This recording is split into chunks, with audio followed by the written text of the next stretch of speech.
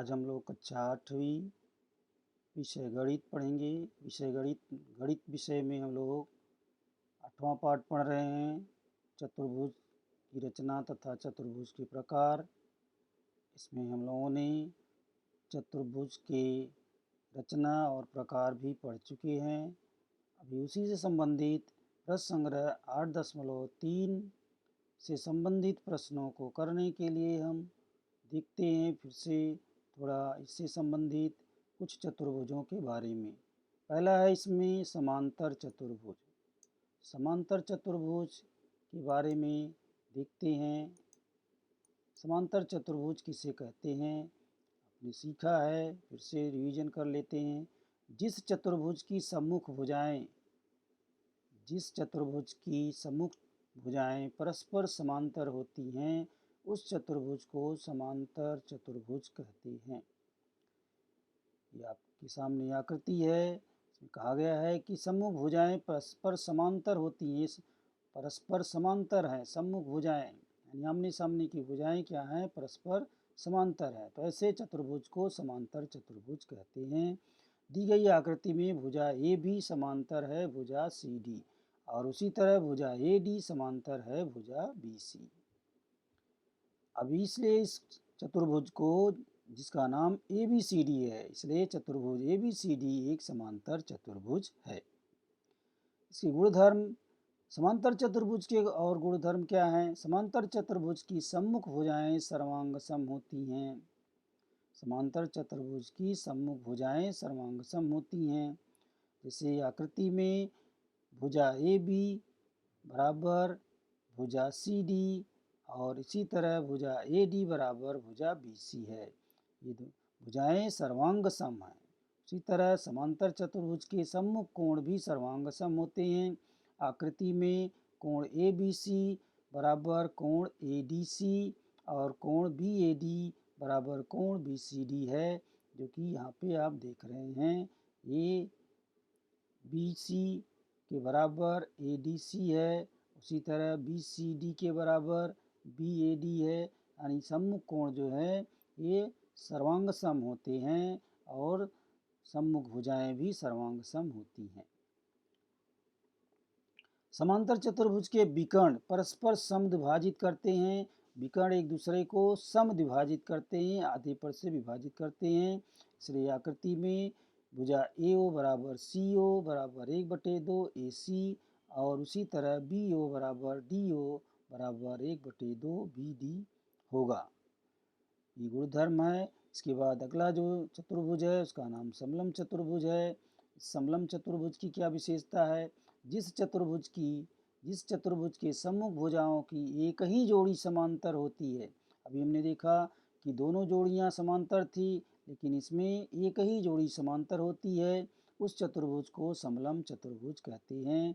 यहाँ पे ये जो चतुर्भुज दिख रहा है पी क्यू आर एस, इसकी जो है ये आमने सामने की ये दो भुजाएं समांतर हैं, लेकिन ये भुजाएं समांतर नहीं हैं। तो दी गई आकृति में भुजा पी एस समांतर है भुजा क्यू आर, इसलिए चतुर्भुज पी क्यू आर एस एक समलम चतुर्भुज है। समांतर रेखाओं के तिर्यक रेखाओं द्वारा निर्मित अंतः कोणों के गुणधर्म के अनुसार यहाँ पर यम कोण पी धन यम कोण क्यू, यानी कोण पी धन कोण क्यू बराबर 180 अंश और कोण आर धन कोण यस बराबर भी 180 अंश होगा। तो समलम चतुर्भुज के संलग्न कोणों की 4 में से 2 जोड़ियां समपूरक होती हैं। अगला जो चतुर्भुज का प्रकार है काइट पतंग। पतंग जिस चतुर्भुज की एक विकर्ण दूसरे विकर्ण का लंब समद्विभाजक होता है, ऐसे चतुर्भुज को पतंग कहते हैं। यह आकृति देखेंगे, एक जो है एक विकर्ण दूसरे विकर्ण का लंब समद्विभाजक होता है, तो ऐसे चतुर्भुज को पतंग या काइट कहते हैं। दी गई आकृति में विकर्ण बी डी, यह विकर्ण ए सी का लंब समद्विभाजक है।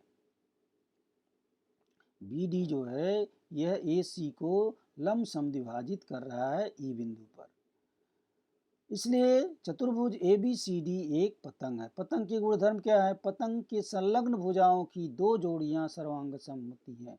इसलिए आकृति में ए बी बराबर बी सी और भुजा भुजा ए बी बराबर भुजा बी सी और भुजा ए डी बराबर भुजा डी सी, जो आकृति में दी गई है। पतंग के सम्मुख कोणों की एक जोड़ी सर्वांग सम होती है। इसलिए आकृति में यम कोण बी ए डी बराबर यम कोण बी सी डी, यानी कोण बी ए डी बराबर बी सी डी, ये दोनों कोण सर्वांग सम हैं। अब हम देखेंगे प्रश्न संग्रह 8.3।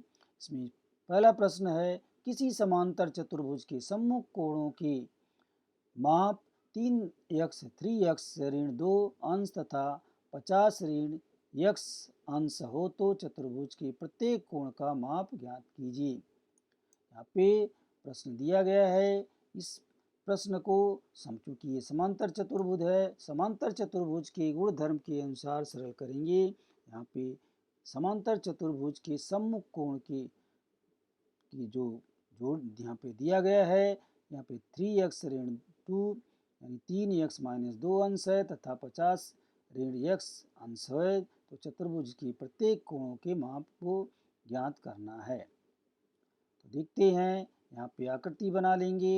ये हमारे पास ए बी सी डी ये आकृति हो गया, समांतर चतुर्भुज बन गया। क्योंकि हमें एक जोड़ी सम्मुख कोणों की दी गई है, उसका माप भी लिख देंगे। पहला है ये मान लीजिए 3x ऋण 2 अंश है और सी कोण जो है वो सम्मुख कोण है, ये 50 ऋण x अंश है। अब इसके अनुसार हम मानेंगे कि चतुर्भुज ए बी सी डी एक दिया गया समांतर चतुर्भुज है और कोण ए 3x - 2 यानी 3x ऋण 2 अंश है और यम कोण सी 50 ऋण x अंश है, ये दिया गया है। इसके अनुसार समांतर चतुर्भुज के सम्मुख कोण सर्वांगसम होते हैं, तो ये जो है दोनों बराबर हैं। इसलिए यम कोण ए बराबर यम कोण सी, ये दोनों कोण आपस में बराबर हैं। तो 3x ऋण 2 बराबर 50 ऋण x, यानी ये दोनों कोण जब बराबर हैं तो इनका मान भी बराबर होना चाहिए। तो इसलिए 3x ऋण 2 अंश बराबर 50 ऋण x अंश। तो इसको और सरल करेंगे, इसलिए 3x ऋण 2 बराबर 50 ऋण x, ये हटा देंगे कोष्टक।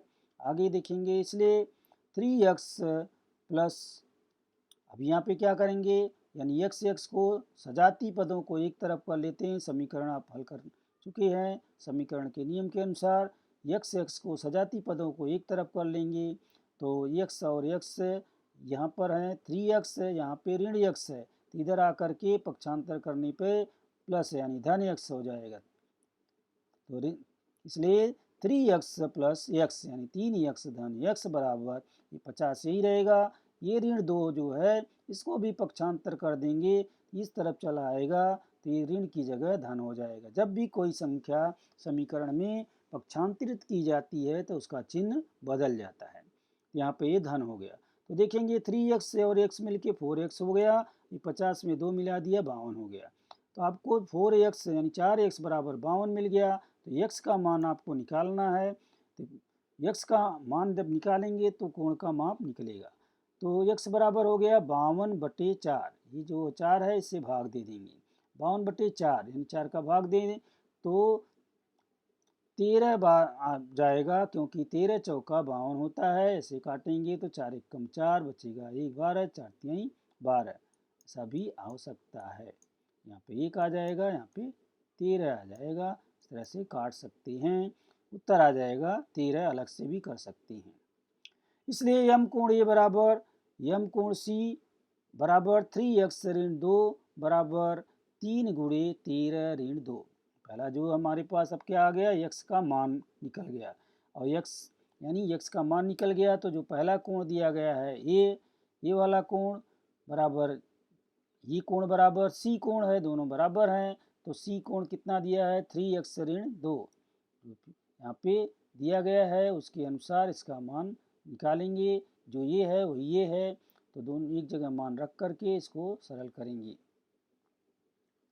तो देखेंगे कि यहाँ पे क्या होता है, यहाँ पे 3x ऋण 2 बराबर 3 यहाँ पे आएगा, x की जगह 13 लिख देंगे, इसका मान रख देंगे x का, और ऋण 2 जो दिया गया है उसको भी लिख देंगे। अब यहाँ पे मान रखने के बाद देखेंगे ये 13 का गुणा 3 में होगा और ये 2 घटाया जाएगा, 13 तिया 39 होता है, 39 में से आप 2 को घटाएंगे तो क्या आएगा, 37 आएगा। ये देखो 37 आ गया, 37 अंश, यानी एक कोण 37 अंश है तो दूसरा कोण भी 37 अंश ही होगा, क्योंकि सम्मुख कोण है। तो ये दोनों कोण ए और कोण सी 37 अंश हैं, ये निकल गया। अब इसके आगे हमें देखना है कि भुजा ए बी समांतर है भुजा डी सी और रेखा ए डी तिर्यक रेखा है, इसलिए यहाँ पे अंतः कोण बन रहे हैं। अंतः कोण के नियमानुसार कोण ए धन कोण डी दोनों मिलकर के 180 अंश होंगे। कोण ए और कोण डी दोनों मिलकर के 180 अंश होंगे। ये कोण और ये कोण अंतः कोण की जोड़ी है, इसलिए ये दोनों कोण मिलकर के 180 अंश होंगे। तो इनको हम क्या करेंगे, इनको भी हम समीकरण के जैसा बना करके हल करेंगे। कोण ए धन कोण डी बराबर 180 अंश, तो कोण ए 37 अंश अभी हमने निकाला, यहाँ पे इसको लिख देंगे। इसलिए यम कोण डी बराबर 180, यानी दोनों कोण मिल करके 180 अंश होना चाहिए। तो ये 37 अंश मालूम है, ये नहीं मालूम है, ये निकालना है। तो यम कोण डी बराबर 180 यही रहेगा, जैसे पहले किए वैसे यहाँ पे 37 को पक्षांतर कर देंगे, तो यहाँ पे 37 धन में है, यहाँ पे आके ऋण में हो जाएगा। तो अब इसको क्या करेंगे, यम कोण डी बराबर 180 में से 37 को घटा देंगे, क्योंकि अब यहाँ से धन से ऋण हो गया, ऋणात्मक हो गया, घटाएंगे तो ये 0 है, 0 में से 7 गया 3 आ जाएगा, यहाँ पर जो है 7 बचेगा, 7 में से 3 गया तो 4 बचेगा, एक उतर जाएगा, उत्तर आ जाएगा 143, यानी यम कोण डी बराबर 143। तो ये कितना होगा, यम कोण डी बराबर 143 किसके बराबर है, यम कोण बी। यम कोण बी और यम कोण डी दोनों 143 हैं, क्योंकि दोनों सम्मुख कोण हैं, तो सम्मुख कोण बराबर होते हैं। तो ये दोनों कोणों के माप मालूम हो गए, और पहले भी हमने कोण का माप निकाल लिया, दोनों सम्मुख कोण पहले भी मालूम हो गए, अभी भी मालूम हो गए, इसलिए चार कोणों का माप हो गया 37 अंश, 143 अंश, 33 अंश और 143 अंश, चारों कोणों के माप मालूम हो गए। दूसरा सवाल है, समांतर चतुर्भुज की संलग्न आकृति के आधार पर निम्नलिखित प्रश्नों के उत्तर दो। ये आकृति दी गई है, इस आकृति में देखेंगे WXYZ आकृति है, यहाँ पे दो विकर्ण हैं, एक दूसरे को वो बिंदु पर प्रतिच्छेदित करते हैं। ये समांतर चतुर्भुज दिया गया है, इसके प्रश्न पूछे गए हैं। यदि WZ भुजा WZ बराबर 4.5 सेंटीमीटर हो तो भुजा XY बराबर कितना। दूसरा प्रश्न है, यदि YZ भुजा YZ बराबर 8.2 सेंटीमीटर हो तो भुजा X और XW बराबर कितना। यदि भुजा OX बराबर 2.5 सेंटीमीटर हो तो भुजा OZ बराबर कितना। यदि भुजा WO बराबर 3.3 सेंटीमीटर हो तो भुजा WY बराबर कितना। यदि यम कोण WZY बराबर 120 अंश हो तो यम कोण WXY बराबर कितना तथा यम कोण WXWZ बराबर कितना। इतने सारे प्रश्न इसमें पूछे गए हैं इसी समांतर चतुर्भुज की आकृति के आधार पर। अब को हल करेंगे इसी आकृति के आधार पर। ये समांतर चतुर्भुज है, समांतर चतुर्भुज के गुण धर्म को ध्यान में रखते हुए इसको देखना है। पहला प्रश्न है, यदि WZ बराबर 4.5 सेंटीमीटर तो XZ बराबर कितना। WZ कितना है, W और Z ये आता है, ऊपर वाली रेखा है, और XY कहाँ है, XY ये है, ये दोनों क्या हैं, सम्मुख भुजाएं हैं। तो सम्मुख भुजाएं क्या होती हैं, सर्वांग सम होती हैं, पहला नियम यही हो गया। तो क्या होगा, जितना ए है उतना ए होगा, इस नियम के अनुसार हम यहाँ पे लिख सकते हैं। हल करेंगे, भुजा WZ बराबर भुजा 4.5 सेंटीमीटर दिया गया है, इसलिए भुजा XY बराबर भुजा WZ, यानी ये समांतर चतुर्भुज की सम्मुख भुजाएं हैं, इसलिए भुजा XY बराबर 4.5 सेंटीमीटर जो सवाल में दिया गया है। समांतर चतुर्भुज के नियमानुसार समांतर चतुर्भुज की सम्मुख भुजाएं सर्वांग सम होती हैं, इसलिए ये जो है WZ 4.5 सेंटीमीटर दिया गया है, इसकी सम्मुख भुजा XY है, तो इसलिए दोनों बराबर हैं, ये दोनों भुजाएं बराबर हैं और जितना WZ है उतना ही XY होगा, अर्थात 4.5 सेंटीमीटर। दूसरा प्रश्न जो इसमें दिया गया है उसको देखेंगे। यदि YZ बराबर 8.2 सेंटीमीटर हो तो XZ बराबर कितना? Y और Z कहाँ है देखेंगे, Y और Z इधर है और इसकी तो x और w ये है, यानी ये आमने सामने की भुजाएं हैं, सम्मुख भुजाएं हैं, दोनों सम्मुख भुजाएं ये भी, इसमें भी वही नियम लगेगा। भुजा YZ बराबर 8.2 सेंटीमीटर दिया गया है, इसलिए भुजा XW बराबर भुजा YZ दोनों बराबर हैं, क्योंकि समांतर चतुर्भुज की सम्मुख भुजाएं हैं, इसलिए भुजा XW बराबर 8.2 सेंटीमीटर, जो कि उत्तर हमारा हो जाएगा। तीसरा प्रश्न जो है उसको देखेंगे। तीसरा प्रश्न है, यदि OX बराबर 2.5 सेंटीमीटर हो तो OZ बराबर कितना? OX कहाँ है देखेंगे, ये OX है, यहाँ पर OX है, तो आपको बताना है OZ कितना हो जाएगा, O और Z जितना OX होगा उतना ही OZ होगा, क्योंकि समांतर चतुर्भुज के विकर्ण एक दूसरे को लंब समद्विभाजित करते हैं, यानी आधे आधे पर जो है प्रतिच्छेदित करते हैं, तो जितना ए होगा उतना ए भी होगा। इसी नियमानुसार यहाँ आंसर आएगा। कैसे लिखेंगे, भुजा OX बराबर 2.5 सेंटीमीटर दिया गया है, भुजा OZ बराबर OX, दोनों अभी देखा चित्र में, इस तरह से दोनों बराबर होंगे, क्योंकि समांतर चतुर्भुज के विकर्ण का गुणधर्म यहाँ पे लागू हो रहा है। समांतर चतुर्भुज के विकर्ण एक दूसरे को लंब समद्विभाजित करते हैं, इसलिए भुजा OZ बराबर 2.5 सेंटीमीटर होगा, इसका भी उत्तर निकल गया। चौथा प्रश्न है, यदि भुजा WO बराबर 3.3 सेंटीमीटर हो तो भुजा WY बराबर, तो WO कहाँ पे है देखेंगे, भुजा WOA दिया गया है और पूछा क्या गया है WY पूरा पूछा गया है, आधा हमें मालूम है, यहाँ से यहाँ तक WO मालूम है, WY पूछा गया है, तो जितना ए है उतना ए है, यानी दोनों को मिला देंगे तो WY हो जाएगा। इसी नियमानुसार इसको देखते हैं कैसे हल करेंगे। तो भुजा WO बराबर 3.5 सेंटीमीटर जो कि दिया गया है, और WO बराबर 1/2, WO बराबर 1/2 WO क्या है, WY का आधा है, तो WO बराबर 1/2 WY, जो रेखा WY, क्योंकि समांतर चतुर्भुज के विकर्ण का गुणधर्म है। तो यहाँ पे देखेंगे कि 3 जो दिया गया है उसको लिख लेंगे, बराबर 1/2 भुजा WY, तो हो जाएगा, सरल करेंगे, इसलिए भुजा WY बराबर 3.3 गुणे 2, जो है इसको भुजा WY को इधर लिख देंगे और इसका उल्टा कर देंगे, यहाँ पे गुणा हो जाएगा, सामान्य रूप से इसका दुगुना होना चाहिए, तो गुणा करेंगे तभी दुगुना होगा, तो इसलिए यहाँ पे गुणा हो रहा है, 3.3 में 2 का गुणा हो जाएगा, तो ये हो जाएगा 3 दूनी 6, 3 दूनी 6, यहाँ पे पॉइंट लग जाएगा, तो इसलिए भुजा WY बराबर 6.6 सेंटीमीटर उत्तर हो जाएगा। पांचवा प्रश्न जो लास्ट में है वो पूछा गया है कोण के बारे में।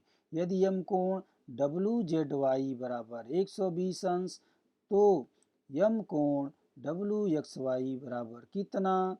WZY 120 अंश दिया गया है, WZY 120 अंश यहाँ पे कोण दिया गया है, और WXY पूछा गया है, WXY यानी ये मालूम है तो ये पूछा गया है, तो ये दोनों सम्मुख कोण हैं, सम्मुख कोणों की जोड़ियाँ सर्वांग सम होती हैं, तो ये भी बराबर होगा, इसके अनुसार इसका उत्तर आएगा। तो हम इस कैसे लिखेंगे, यम कोण WZY बराबर 120 अंश दिया गया है, इसलिए यम कोण WXY बराबर यम कोण WZY, क्योंकि ये समांतर चतुर्भुज के सम्मुख कोण हैं, इसलिए यम कोण WXY बराबर 120 अंश हो जाएगा।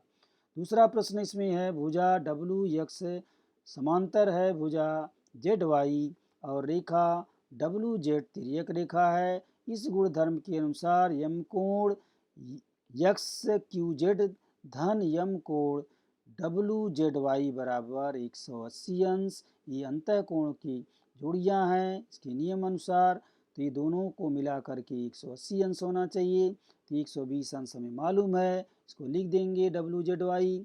तो XWZ बराबर, इसलिए यम कोण XWZ धन 120 अंश जो हमें मालूम है उसको लिख देंगे, XQZ वाला 120 दिया गया है, इसको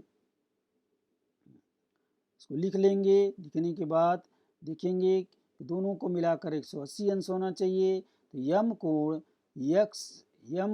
XWZ बराबर 180 ऋण 120, जो है 180 में से जो 120 है यहाँ पे धन में लिखे हैं, लेकिन यहाँ पे घट जाएगा। अभी आपको बताया गया कि ये पक्षांतर हो जाएगा तो चिन्ह बदल जाएगा, घट जाएगा। तो इसलिए कोण XWZ बराबर 60 अंश, यानी कैसे घटाएंगे, 0 में से 0 गया, 8 में से 2 गया 6, यहाँ पे आ जाएगा, 1 में से गया 0, तो ये हो जाएगा 60 अंश, जो कि आपको इस नियम के अनुसार मालूम पड़ गया, अंतःकोण के नियम के अनुसार। इसलिए हमारा उत्तर इसमें आ गया। पहला उत्तर जो है भुजा XY बराबर 4.5 सेंटीमीटर और भुजा XW बराबर 8.2 सेंटीमीटर, भुजा OZ बराबर 2.5 सेंटीमीटर, भुजा WZ बराबर 6.6 सेंटीमीटर और यम कोण WXY बराबर 120 अंश और यम कोण XWZ बराबर 60 अंश। इस तरह से सारे सबके उत्तर जो है हमें प्राप्त हो गए। अभी आपको पहला और दूसरा सवाल ही लगाना है, आगे का सवाल जो है और इस समय आउट ऑफ कोर्स कर दिया गया है, यहाँ से आगे परीक्षा में नहीं आएगा, तो इसलिए हम पहला और दूसरा सवाल ही देखेंगे। बाकी का सवाल अगर करना चाहते हैं तो स्वयं से कर सकते हैं। और हम आज का सेशन यहीं पे समाप्त करते हैं। धन्यवाद।